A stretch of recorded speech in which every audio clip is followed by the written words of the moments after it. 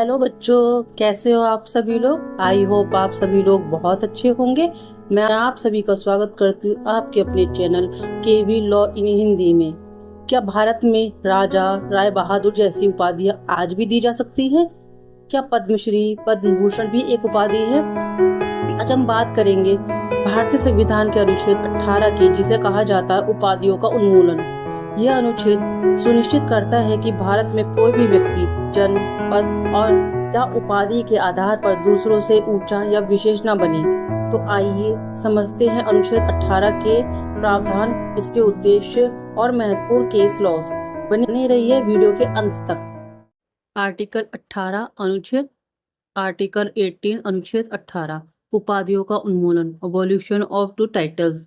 भारतीय संविधान अनुच्छेद 18 सामाजिक समानता सुनिश्चित करने और विशेषाधिकार प्राप्त वर्गों के निर्माण को रोकने के लिए उपाधियों को समाप्त करता है। ठीक है, जो किसी भी प्रकार के जो पुरस्कार वगैरह होते हैं, उपाधि होती है, जैसे राय साहब हो गई है जो कि ब्रिटिश काल में लोगों को दी जाती थी जो उनके अंडर काम करते थे। ठीक है, राजा साहब हो गई।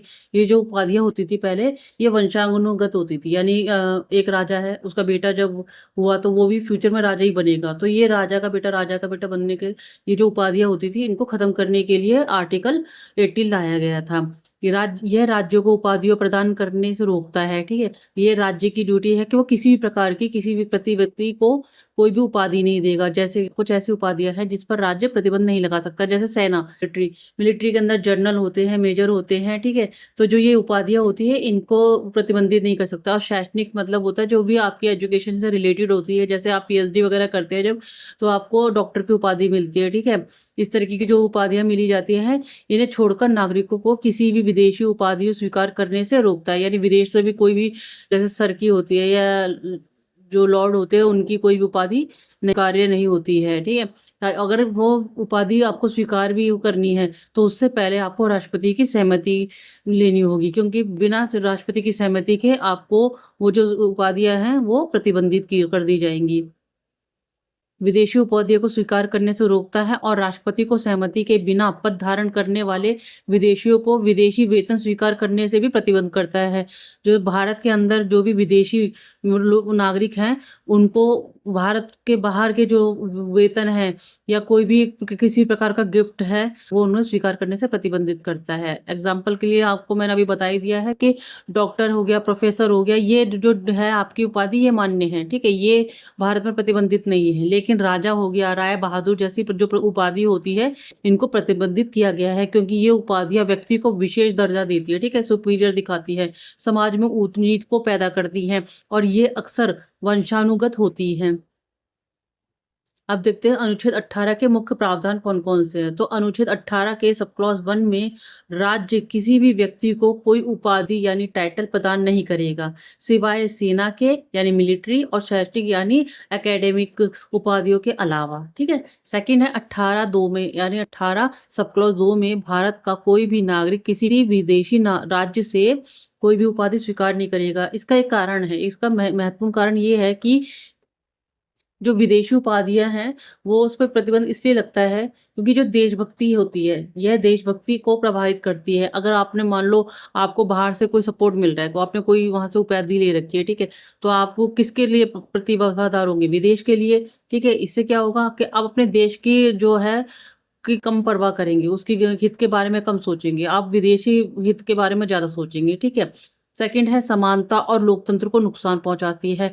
इसमें क्या होता है, एक विदेशी जो व्यक्ति होता है वो सुपीरियर हो जाता है। ठीक है, क्योंकि उसको उपाधि मिली हुई है और उसको जो वेतन है वो बाहर से मिल रहा है, विदेश से, तो उससे क्या होता है, असमानता पैदा होती है। और लोकतंत्र को जो होता है, हमारा देश लोकतांत्रिक है, यानी लोगों से बना हुआ एक तंत्र है। लोगों के द्वारा इनडायरेक्ट रूप में जो हम हैं वो अपने प्रतिनिधि चुनते हैं, वही जाकर पूरे सरकार बनती है और सरकार हमारे देश को चलाती है। तो इसीलिए जो लोकतंत्र है उसको भी खतरा होता है। थर्ड है, भारत को विदेशी प्रभाव से स्वतंत्र बनाए रखने के लिए भी जरूरी है। जैसे कि भारत में अगर कोई विदेशी नागरिक यहाँ पर वो कर रहा है, नौकरी कर रहा है, ठीक है, अगर वो अपने देश के बारे में ही सोचेगा तो उससे क्या होगा, हमारे जो देश है उसके लिए स्वतंत्रता पर बंधक हो जाएगा। विदेशी सरकार जो है हम इनडायरेक्टली हमारे देश के ऊपर कब्जा ही करे हुए, यानी हमारे देश के नागरिक को एक बाउंडेशन में रखे कि वो अपनी, कई बार ऐसा होता है कि वो हो सकता है कि उसका मिसयूज भी करे। ठीक है, उस व्यक्ति के द्वारा कोई मिसयूज कर सकता है। इसी वजह से जो है वह भारत को विदेशी प्रभाव से स्वतंत्र रखने के लिए ये जो आर्टिकल है सब क्लॉज 2 बनाया गया है। ठीक है, अब देखते हैं अनुच्छेद 18 सब क्लॉज 3। कोई भी विदेशी व्यक्ति जो कि भारत सरकार के अधीन किसी पद पर है, ठीक है, वह बिना राष्ट्रपति की अनुमति के किसी भी विदेशी राज्य से उपाधि स्वीकार नहीं कर सकता है। इसमें भी सेम बात वही कही गई है कि कोई भी विदेशी नागरिक, अगर वो बाहर के का नागरिक भी है विदेशी, वो भी बाहर से जो है कोई भी उपाधि स्वीकार नहीं करेगा। ठीक है, इसका कारण यह है कि राष्ट्रीय हित की रक्षा करना, जो विदेशी व्यक्ति होगा वो भारत सरकार के अधीन कार्य कर रहा है, अगर वो भारत की सेवा कर रहा है तो वो किसी भी विदेशी राज्य से उपाधि लेता है तो उसके निर्णय प्रभावित हो सकते हैं। वो सबसे पहले बाहर के देश के बारे में सोचेगा, अपने देश के बारे में सोचेगा। क्यों? क्योंकि भारत तो उसका देश है नहीं, वो तो यहाँ पे सिर्फ जॉब कर रहा है। ठीक है, ये राष्ट्र हितों को हानि पहुंचा सकते हैं। भारत पर कोई भी विदेशी प्रभाव ना पड़े तथा राष्ट्रीय सुरक्षा और हित सुरक्षित रहे। और अगर मान लो उपाधि लेनी भी है तो उससे पहले जो हमारे राष्ट्रपति है उनसे अनुमति लेनी होगी। उसे, उस विदेशी व्यक्ति को, उस विदेशी नागरिक को भारत के राष्ट्रपति से अनुमति लेनी होगी। अगर वो अलाउ करते हैं देन उसके बाद में वो उसकी जो उपाधि है वो स्वीकार कर सकता है। अब देखते हैं अनुच्छेद 18(4). अनुच्छेद 18 सब क्लॉज 4। कोई भी व्यक्ति, चाहे वो नागरिक हो या विदेशी नागरिक हो, जो भारत सरकार के अधीन पद पर है, वह बिना राष्ट्रपति की अनुमति किसी भी विदेशी राज्य से ना तो उपहार ले सकता है, ना वेतन, ना ही पद स्वीकार कर सकता है। ये नियम इसलिए बनाया गया है ताकि भ्रष्टाचार और विदेशी प्रभाव को रोका जा सके। सरकारी कार्यों में ईमानदारी और निष्पक्षता होनी बहुत जरूरी होती है, क्योंकि राष्ट्रीय हित और सुरक्षा सुरक्षित रहे, इसके लिए किसी भी प्रकार के उपहार, वेतन या पद बिना राष्ट्रपति के परमिशन के नहीं लिया जा सकता है। अब देखते हैं कि इस अनुच्छेद 18 का उद्देश्य क्या है। तो समाज में समानता को बढ़ावा देना, क्योंकि जो हम ये पढ़ रहे हैं अनुच्छेद 14 से लेकर 18 तक, इसमें एक ही बात कही गई है, वो ये है कि सभी व्यक्ति इक्वल हैं, चाहे उन्हें न्याय के रूप में देखा जाए, शिक्षा के रूप में देखा जाए, चाहे भेदभाव से बचाने के लिए, सभी चीजों में आपको समानता ही मेन में है। तो इक्वलिटी के ऊपर ही ये पूरा पूरा अनुच्छेद है।